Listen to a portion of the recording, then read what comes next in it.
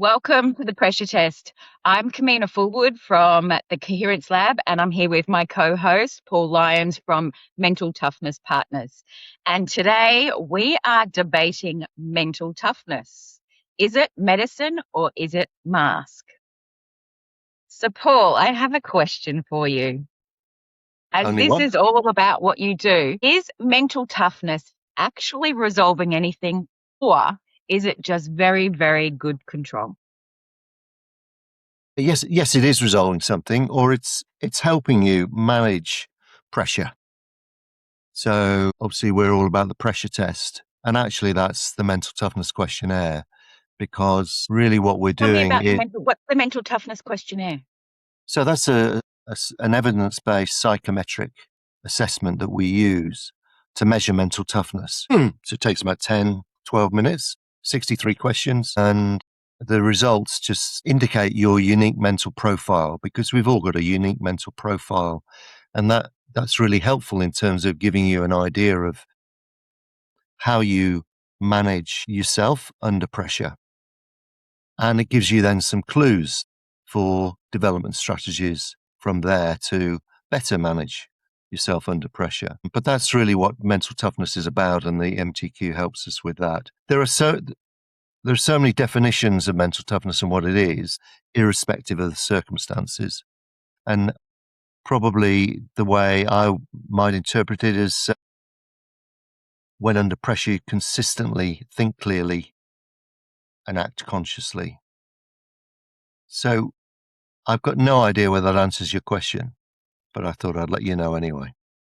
Thanks for sharing. Look, what I hear when I hear that is that mindset, the mental toughness stuff, manages this surface stuff. But what I see, which is the place I work from, which is the nervous system, that neutralizes at its source, which is what's going on is if we can work at that source level, then that's actually where that's the first place that gets hit when a circumstance or situation happens. And then it moves to the mind. And then you're managing it on the second stage of where it's reached. Is that a fair thing to say? Yeah, I'd say the brain reacts and the mind decides. So, and I think I'm interpreting the nervous system being the brain reacting to a situation. And what I would say is that the mind decides really what you do from there. So it'll be an interesting discussion, won't it, about whether the nervous system can decide the way it's going to react. Whereas I feel, or respond, I feel it's really our mindset that has got a great influence on the way we respond to pressure. Mm. So if I ask you this question to see if we can get a deeper understanding, is it the mind or is it the nervous system? So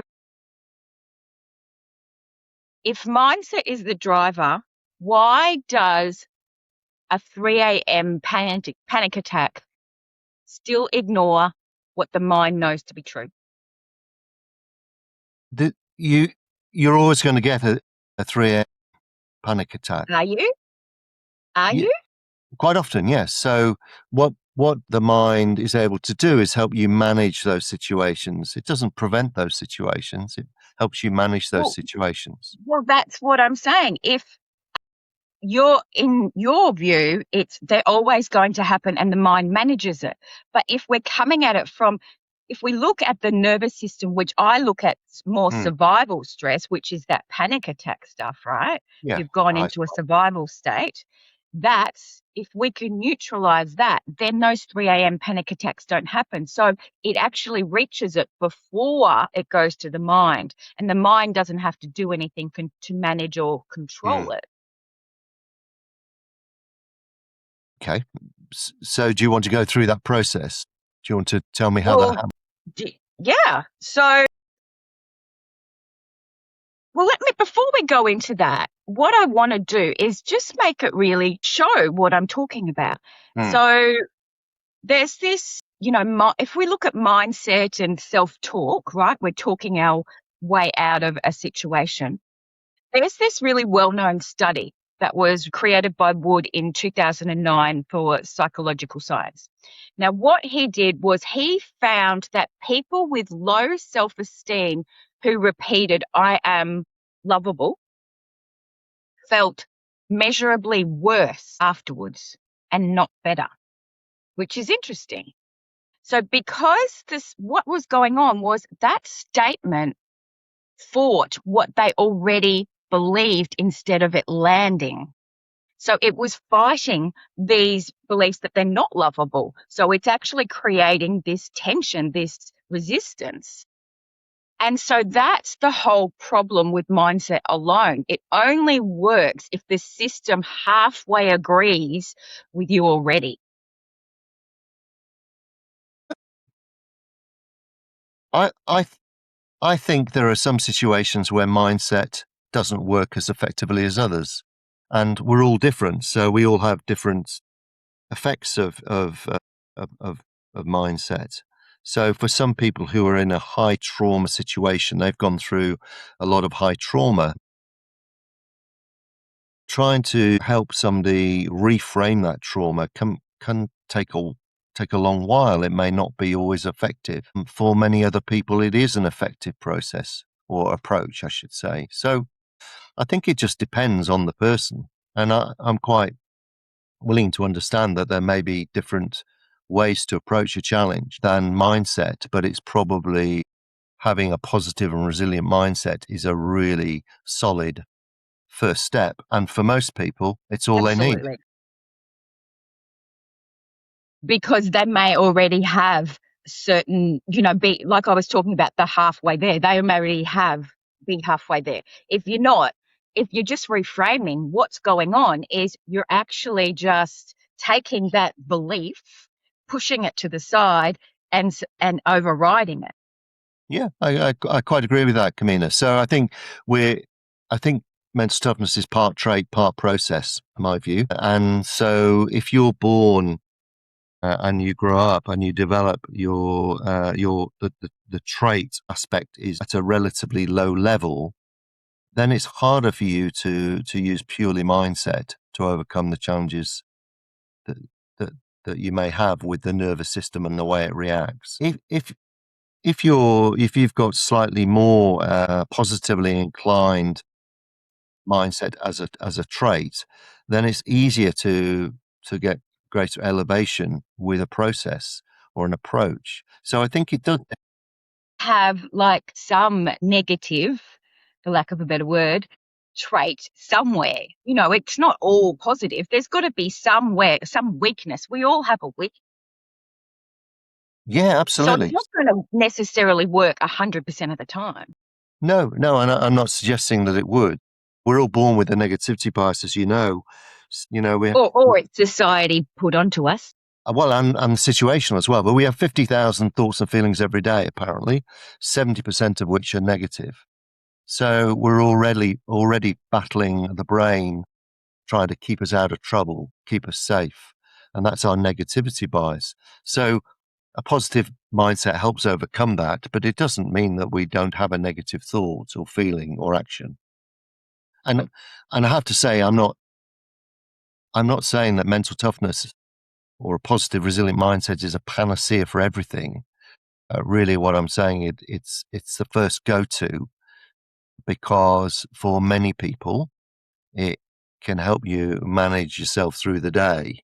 Now, I think what you're talking about is a deeper kind of process, and that might be the process that some people need and want. So I'm not arguing against your work with the nervous system. I just think they're two different approaches. They're two different approaches. Yeah. Yeah. I mean, to me, I don't want to sit there and manage something. I don't want, like, if I've got a sore back, I don't want to manage that for the rest of my life. I would rather find a way to neutralize it so it's just no longer there. And that's the same with the mind. I don't want to battle these, have to keep my mind regulated and manage it.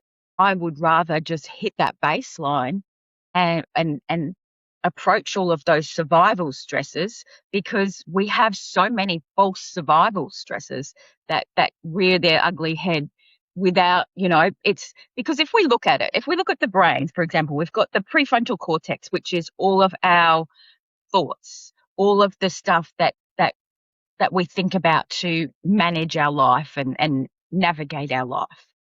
And then everything behind is all that subconscious stuff where it tells our heart to beat. We don't have to tell our heart to beat. It just naturally does it. So we call that subconscious stuff.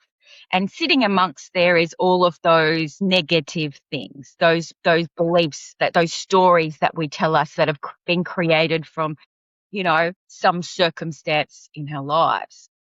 And then right at the base of the brain is all that survival stuff. And so if you look at it, so you've got here, you go back, all subconscious stuff, and then right under there is all of that survival stuff. And so if we just look at the physicality of it, we can see the base is that survival stuff. So if we can approach that and neutralize that, so that when a situation happens, we don't have those false triggers.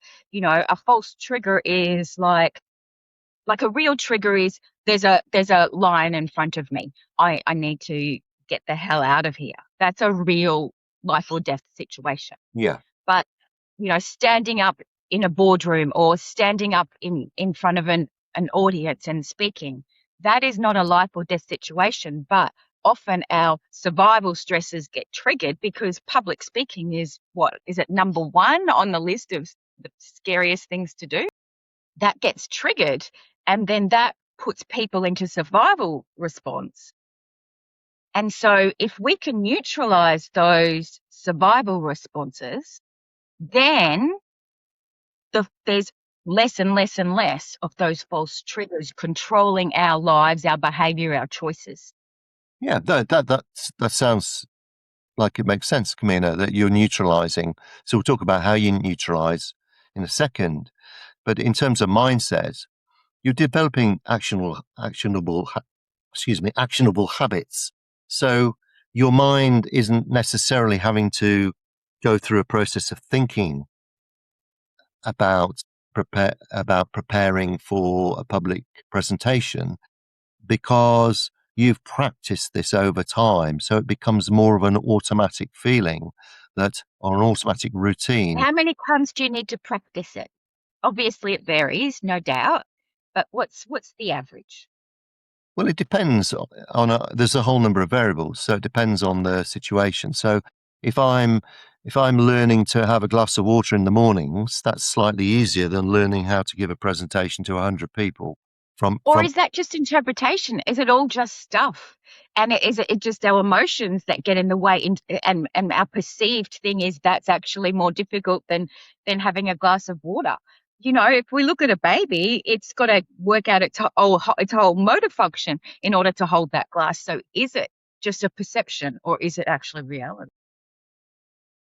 Well, it's reality if you've got to stand up in front of 100 people. So, but you've got to get yourself in the mindset that it's just another conversation, and you do that through practicing. You do that by being in the right frame of mind. You do that through breathing. There's a whole number of things that you would do.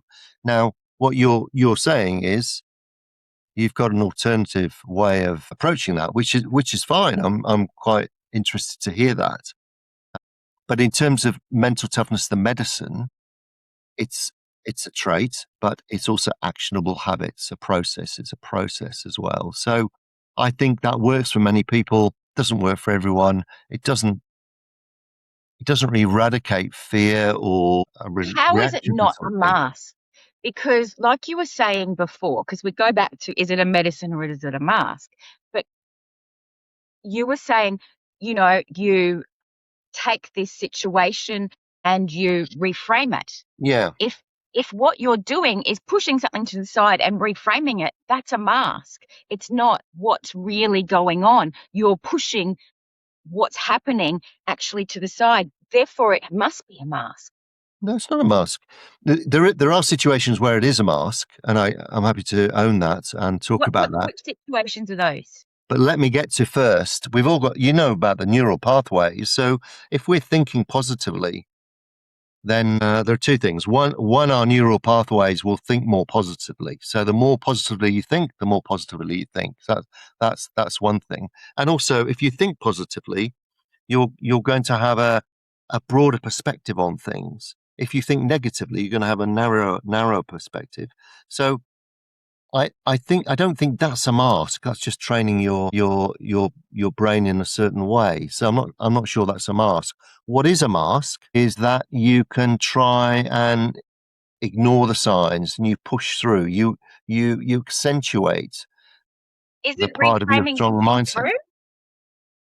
Reframing is pushing through. It is, I'm going to do this. I'm just going to reframe it. It's just another form of pushing through. It's No, another form of control. it's just a different habit, Kemina. I think you just change your habit. Habit semantics. Well, your habit is to be frightened of a situation like a public speech, or you change over time to think it's a challenge. I like the challenge. This is what I do in that situation. So I just think it's a different habit and a different mindset. So I don't think it's, I don't think it's a mask. I think it's just a redirection of your thought process to a more positive, calmer thought process rather than. Are you just reframing the truth? I don't think so. No, I don't think you're reframing it at all. So you're reframing it, but I don't think it's a mask in any shape or form. Where it is a mask is when it's accentuated, when you're committed to a situation, but you become too committed and you work too hard, you get burnt out, or you want agency to control a situation. You want to control the controllables, but the mask is when you go too far and you control everything. You're You just want to, performing. and you want to control everybody else's situation as well. So I think the mask is where you're going to extremes. That's not what we're talking about. I think that's mental toughness as a mask, but mental toughness as a medicine is very much some inner strength, some actionable habits, staying calm, acting consciously.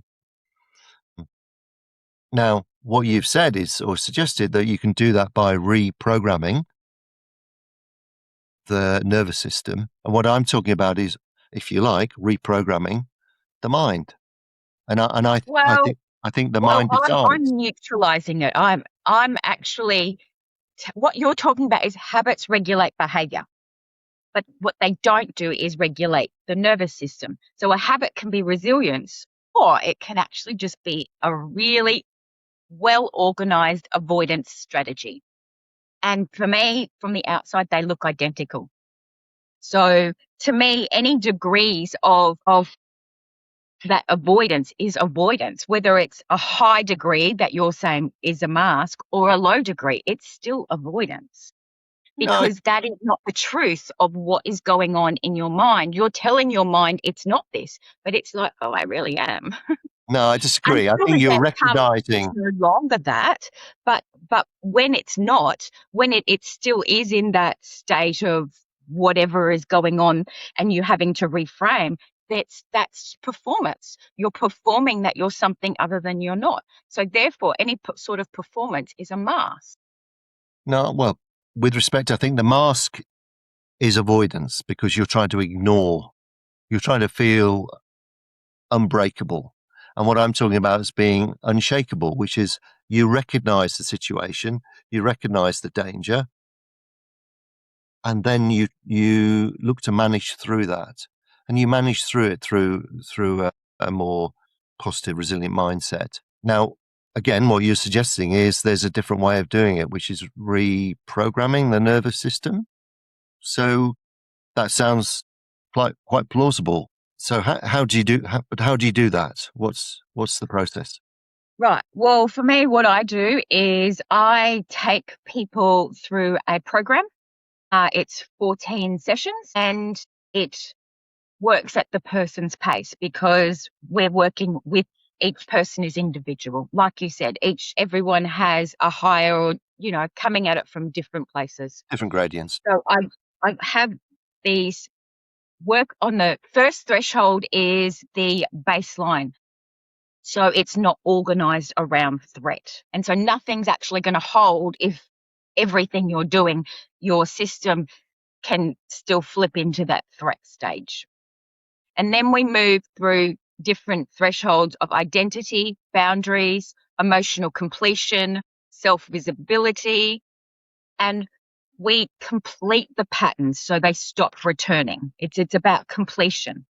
And there is a very specific way of working with the survival states, which is it's not safe to be, it's not safe to be me, it's not safe to feel, it's not safe to be seen, it's not safe to want, it's not safe to want what I want, it's not safe to succeed. Work at that core level, and then you can actually bring those patterns into a completed state. So therefore they no longer override and so your mind and body are in coherence. They're working together, not separately, and you have to bring them back into line. So it's actually a mindset program. No, it's a nervous system program. But I think because we're neutralizing it. We're neutralizing it. So I'm no longer having to tell the brain what to do. The brain actually just is in alignment and it works with the body. So it's not managing it. It's working and neutralizing it. And then in a very specific way using, things that I call coherence anchors and, different techniques. So you do these and then you no longer have to do it. I'm not bringing. So if we come back to what is mental toughness, it's noticing what's going on and bringing it back into a state that no longer exists. It's working with it. And then it's the brain and the body actually go, okay, this is what I want to do. And it does it without that little, wait a second, a false trigger's come up. so. How would you understand the difference between I've got to give a speech or I've got to run away from the lion? Both are dangerous. Both your brain would say One's emotionally dangerous and one's actually physically dangerous. One is a genuine life or death situation and one isn't. I mean, unless there's a gunman in the audience, then that's different. But one isn't a life or death situation. It's like survival stress is a life or death situation. Full stop. That's what it is. So standing in front of an audience isn't going to kill you. does the brain thinks they're the same though? That's where the false trigger comes in. When you neutralize that false trigger, it doesn't think it's you're going to die. Then becomes a point. Like when we have these patterns running, I can see that as a major threat. But when you neutralize it, it's no longer a major threat. I'm just up there sharing my information with people. So I'm on your course, Like I'm Kemina. talking to you right now. I'm on your course and I'm thinking, this sounds good, but I'm thinking it's my mind that is overriding what my brain and my body's thinking. Because it's my mind logically going, that's dangerous for my life. That's just dangerous for my ego or my pride or the value I give to a good performance. But it's my brain, it's my mindset that's telling me that, not my whatever part of my body would Survival stresses. So yeah, that's a bit of a misconception going on, is that people don't understand the nervous system as deeply because mindset's been around for a long time. So people have just assumed everything that's going on is the mindset, but it's not. And so, and that's the work that I've done, is I've gone deeper. What is really going on? Why? Because I myself had things still coming up and I'm like, I'm missing something. What am I missing? So I went deeper and deeper and I went, right, let me really understand this. And by really understanding it, I can go, okay, this is the mind stuff. This is survival stuff, and they are completely different because it hits the survival long before it hits the mind. Your mind hasn't even had a full thought before the nervous system has gone, whoa, this is what we're doing, and your body just like has a reaction. Because what happens is when a stressful, at any degree, it can be even a small stressful thing happens, our body has an instant reaction. It kind of does this, takes a tiny little breath in and holds it. And when we do that, that then, if we don't actually deal with it at the time, that then goes into our body and gets stored in our body. And so those things get triggered during certain situations that are similar. And that's when it triggers the survival responses. And then it hits the survival responses. Then it goes to the mind, and the mind's like, oh, there's a problem. What do I do with this? And the mind goes, I want to go this way. And then you go, hey, wait a second. That's not what I want to do this. And that's where this conflict comes in the mind that we have to resolve. But what I do is like, I want to resolve it before it gets there. And I have this little conflict, and I'm like, that I need to manage. Whew, right. So It's a lot. It's a lot to take in. well, to me, it sounds like a really valuable form of self-awareness. So what you're talking about is you're deeply understanding how you respond to certain situations. And you had a phrase there that says you've got the situation, and then you've got to work out how you deal with it. So I think that working out how you deal with it. But you only do that once. You don't have to repeatedly do it. Once it's done, it's done. It's neutralized, and then it becomes natural. You don't have to think about it every single time something comes up. And that's what I'm talking about. If I've got a sore back, I don't want to manage it for the rest of my life. I want to neutralize it so it's just no longer there, and I'm not managing it. It's just no longer there. It's natural. My body can naturally move how I want to move. I can, play with my kids and I can bend over. I can go for that. I can do whatever thing that I want to do in my life without it being, am I going to have to, do this and this and this to be able to do that? That's just a new habit, though, Kemina, It's isn't not it? a habit. It's natural. It's the trigger. The false trigger is no longer there. So it's not a habit. You've actually dealt with it and it's done. It's completed. It's not managing it. Do you understand what I'm saying? No, I don't. I don't. I, I, I think we're talking about the same thing at different levels. We're talking about changing the way that we respond to a pressure or stressful situation. And Okay, I so think, let's talk about a positive response. So when you're in a situation where you're surrounded by people that you love, you respond in a certain way, do you not? And it feels good. yeah, yeah, So that's a natural response. yeah.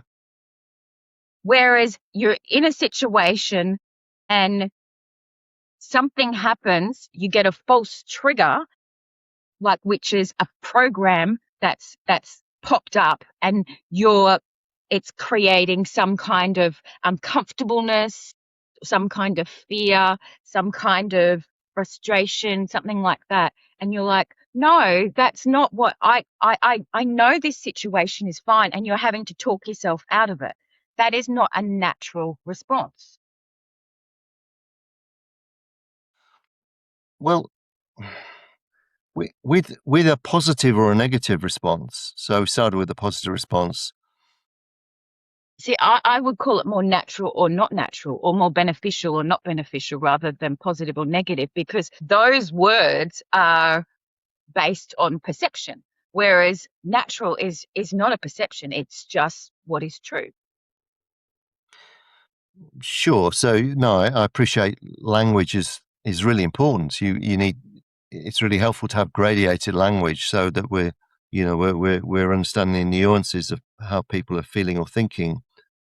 I think where I was going was if we're in a joyful situation or positive situation, that doesn't necessarily mean that you don't need to or want to manage that situation. You may not want to become too excited or too excitable, or you may want to manage your emotions to a But to a degree. isn't that just programs trying to override your ability to fully enjoy your life because it has a fear of love, because it's been rejected? So you've been rejected at some point somewhere along the line. So it's like, oh, I can't let myself be too open because then I could be vulnerable to being hurt.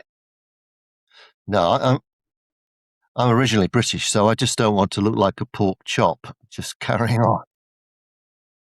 Carrying on. I want to just manage my emotions at a certain level. So I'm able to do But that. that's a society program.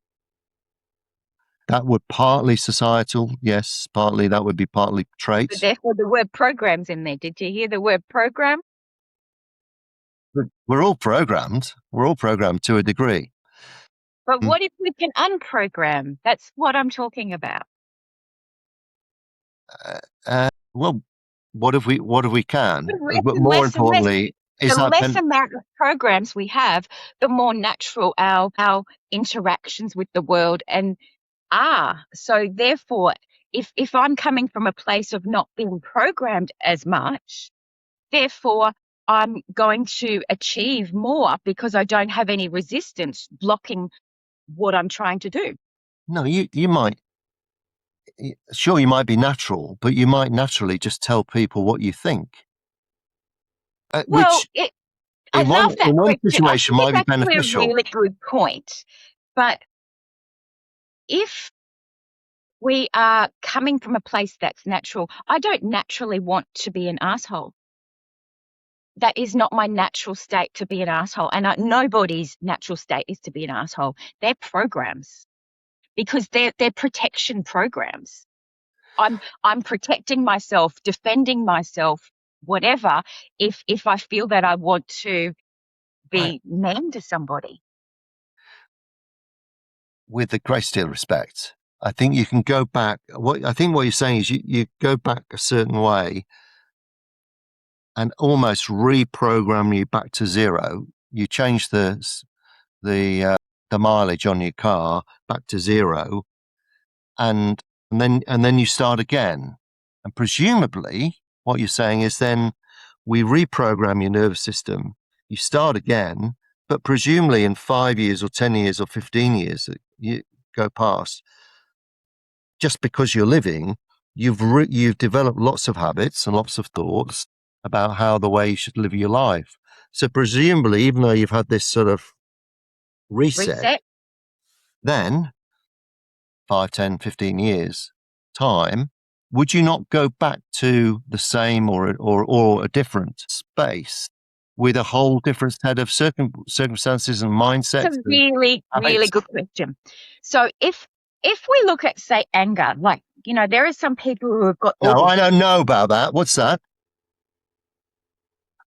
Yeah. Yeah, fuck you. So just say, like, if I work with somebody who's got a lot of anger, that Yeah. built up anger that they don't want to let out because they have at certain times and it's been quite ugly. And they're like, I've got to shove that down, right? They're Yeah. shoving it down until it comes to it starts seeping out and they can't control it Yeah. anymore, right? So if you work with somebody who's got a lot of anger, or I've worked with people who've got a lot of anger, and what happens when I first go through the process, that anger does need to Yeah.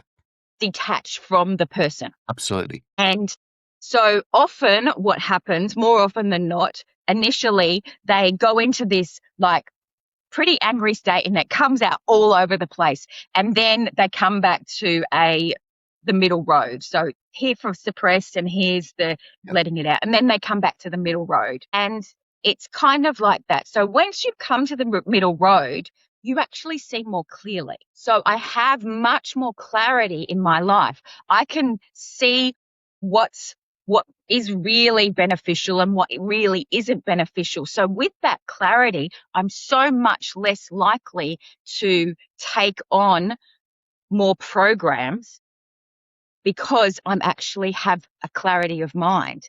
When we're born, we don't have all of that clarity. We have society programs, and then the first 6 years of our life, we take on all the programs of our parents. That's where we take on most of the programs.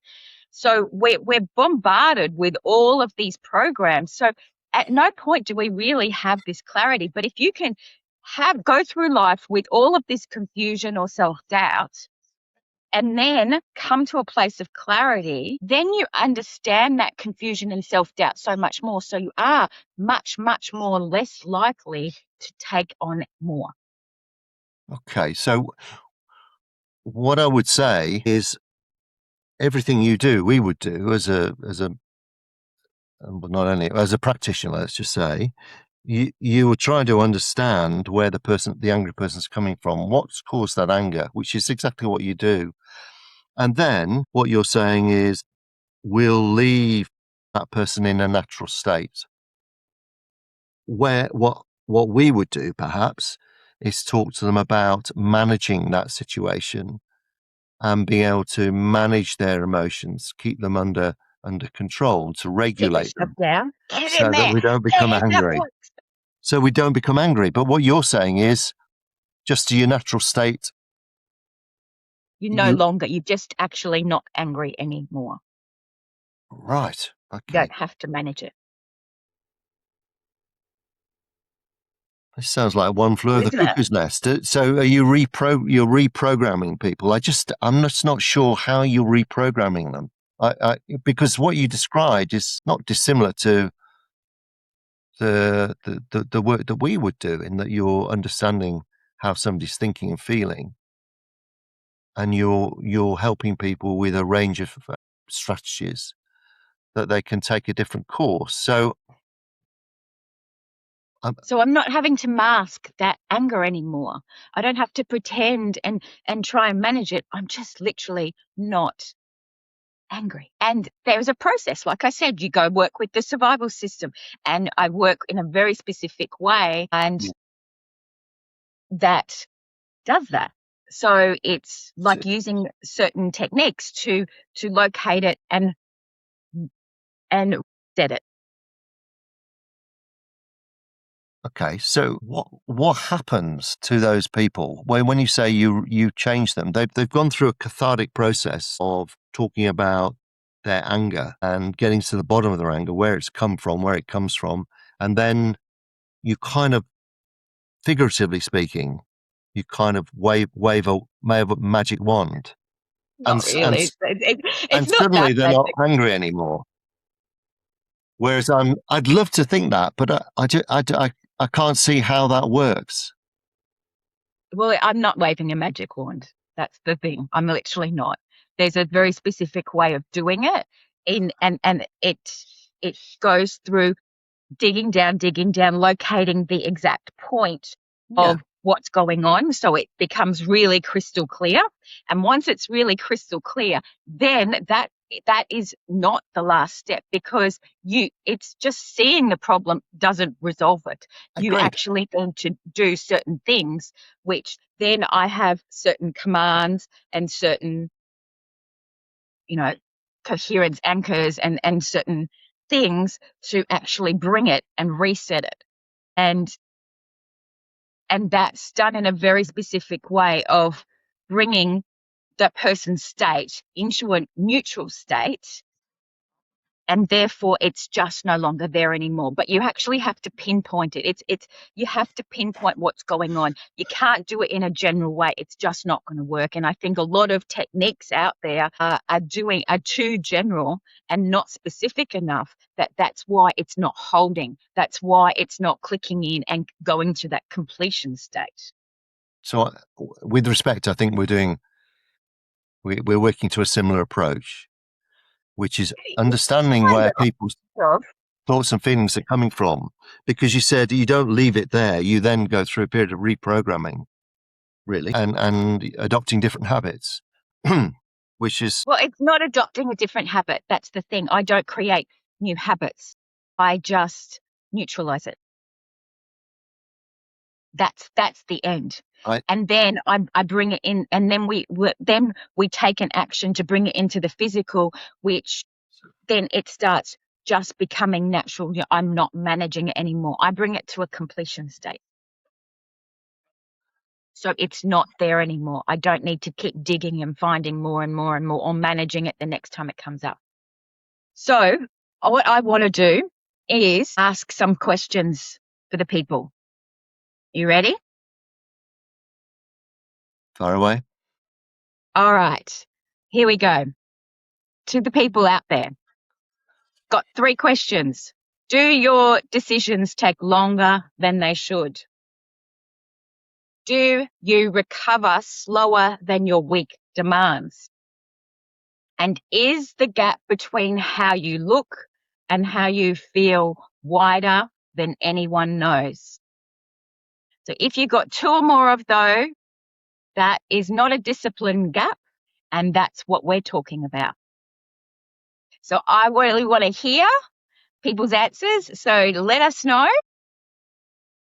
Let's hear the audience's view, and I'll see you next time. Will do. Thanks, Kemina. All right, Bye-bye. bye. Bye.